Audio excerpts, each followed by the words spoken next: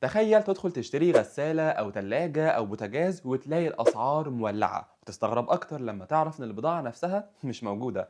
طيب إيه اللي بيحصل في سوق الأجهزة الكهربائية في مصر؟ اللي حاصل إن شركات كبيرة في السوق قررت تحجب أغلب إنتاجها عن التجار وتورد حوالي 20% من الطلبات، وفي شركات وقفت التوريد خالص زي مجموعة العربي، وده كله استعدادا لرفع الأسعار خلال الفترة اللي جاية. تجار كتير أكدوا إن الشركات معروفة بقت بتسلم كميات محدودة جدا، لدرجة إن التاجر بيطلب 10 أجهزة يوصل له 2 بس، والباقي بيتحجز، واللي بيكمل السوق حاليا هو تبادل البضاعة بين التجار وبعضها. رئيس شعبة الأجهزة الكهربائية السابق قال إن الشركات لغت العروض والخصومات اللي كانت موجودة أول السنة، واللي كانت بتوصل لحوالي 15%، رغم إنها كانت مفروض تكمل لحد فبراير. وده معناه إن في تسعير جديد بيتجهز، والسبب في ده كله ارتفاع تكلفة الإنتاج بعد فرض رسوم وقائية وإغراق على الصاج، وكمان ارتفاع أسعار النحاس عالميا، ودي خامات أساسية في الأجهزة، خصوصا السخانات اللي اختفت تقريبا من السوق المصري. ورغم كده الناس من داخل الشعبة شايفين إن الأسعار الحالية أصلا أعلى من قيمتها العادلة بنسبة توصل لحوالي 30%،